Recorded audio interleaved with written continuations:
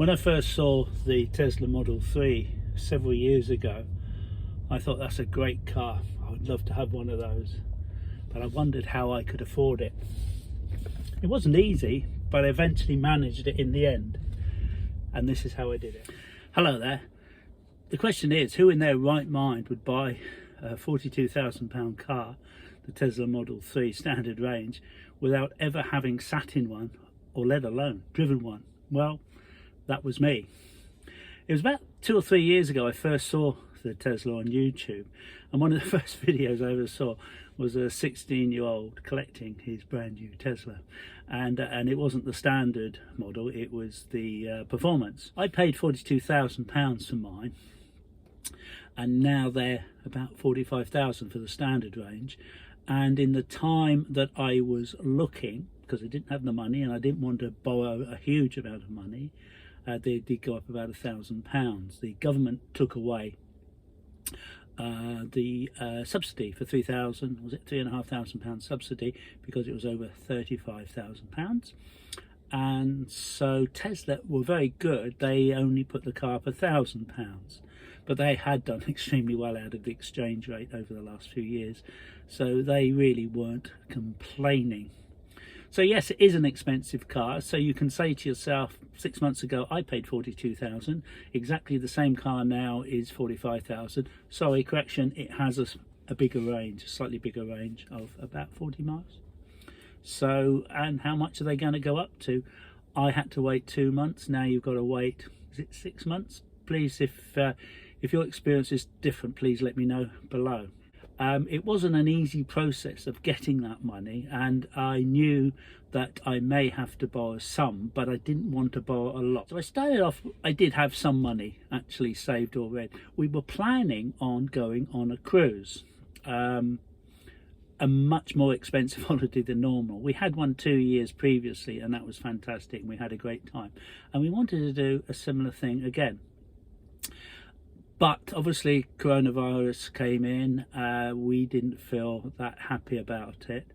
And so what we actually did, we were going to cancel anyway, but then thought there could be problems with them not letting us cancel, demanding the money, but they cancelled it, so that was fantastic. So we didn't rebook.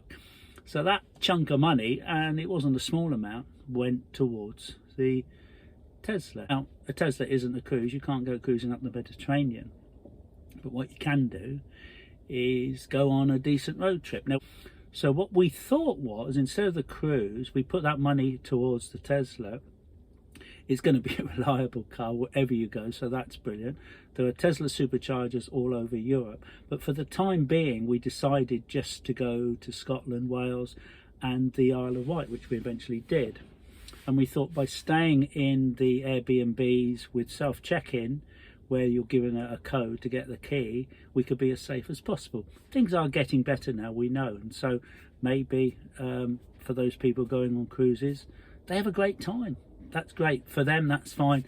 For us, we decided not to be with so close to so many people. I did see a video of a very sensible lady saying that she had decided to save up, and I thought, oh good, it's not just me then, because that is kind of the old-fashioned way. Yeah, save up. And of course we were in the middle of coronavirus, and it's true, you couldn't go out, you couldn't have meals and coffees, but you could order from Amazon and a million other places, and you could still spend a lot of money over the internet. So I decided not to buy any more bicycles or stand-up paddle boards, or the lots and lots of things that I was often buying. Zero, nothing whatsoever, because whenever I thought I might need something, I looked in the garage, or I looked around and thought, oh, well, I've got that anyway, and that would do. And so that's what I did.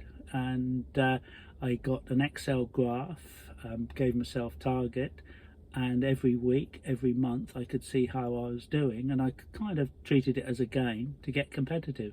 For me, it worked. It might not for you, who knows, but that's what I did. Another thing, which I suppose is bordering on financial advice, but so I'll say this is only for entertainment, don't take it seriously. What I did, I like to look at the statement every month, because every now and again there's a surprise. So, for example, there was an amount that shouldn't be there, and it was only a small amount, £4.95, And I thought and spoke to my wife and said, well, what is this then? And when I eventually spoke to the bank, this can happen. You can be charged for things. It's not the bank's fault, it's people put a charge on. It can happen.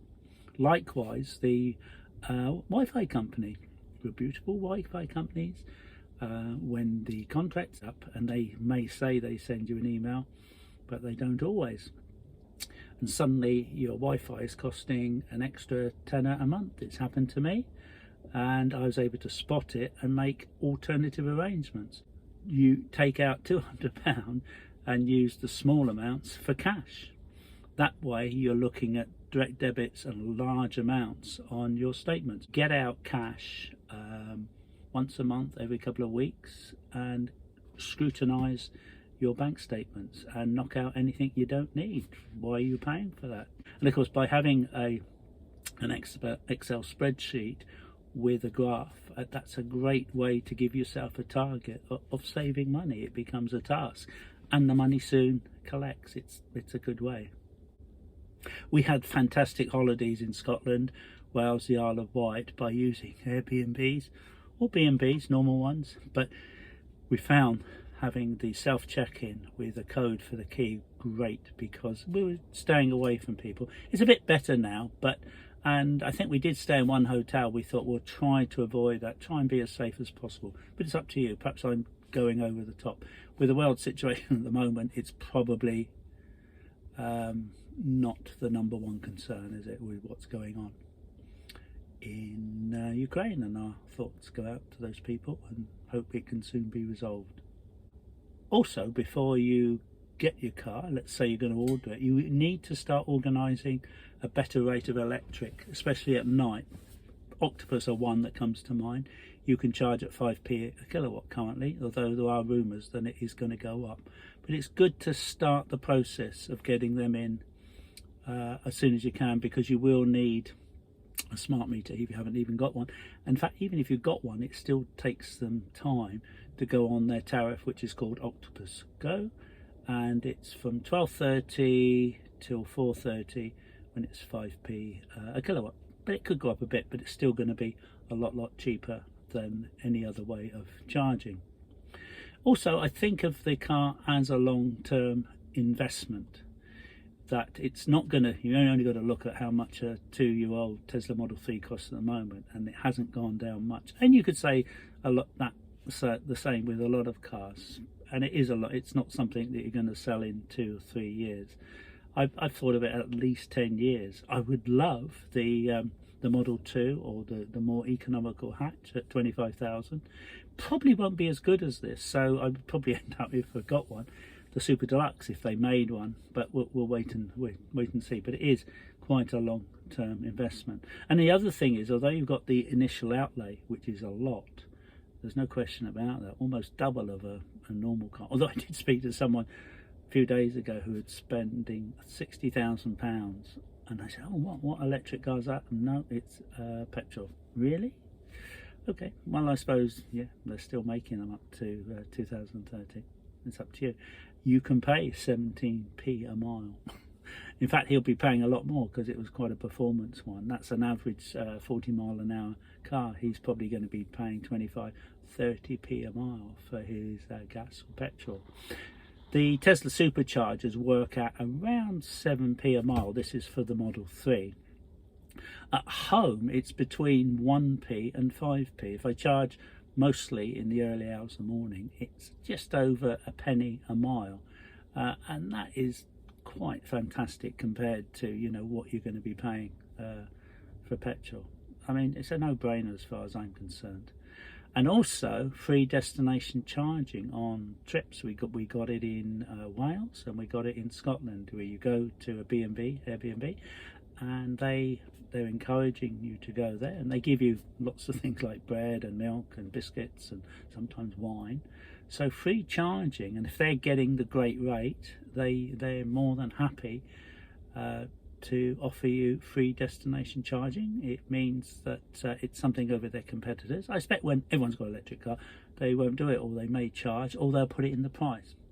I calculated our how much the car has cost in the 6 months we've had it, and it's averaged about just under 5p a mile. And the last month it was 1.2p, because I'm only paying the nighttime rate, haven't been anywhere. As far as cost, well, obviously I've had the cost of the electric, which has been pretty low. The 2,000 mile road trip to Scotland was £100. That worked out at 5p a mile.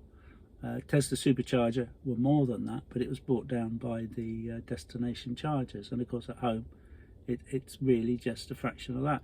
The only cost I have had, and as a bit obviously there's been no servicing, is that you get software updates, and it started at Christmas that there was a big software update, and I needed more data. I can't get close enough to my house for the Wi-Fi, and please tell me if you go to McDonald's or somewhere that's got free Wi-Fi and do it there. I don't know if it'd be strong enough. So for home, I had to create the hotspot in my car, and I needed more data from my phone provider. And that over 3 months gave me an extra £135, which sounds a lot, but that is my only cost. And now it's back to normal, and the Christmas update was quite a lot. And I like to keep a check on all numbers and figures. And that's been my only cost in 6 months, and I can't think of anything else. Thank you very much for watching. I hope I haven't rambled too much. Hope you can like and subscribe, and please leave your comments below. See you next time. Take care. Bye.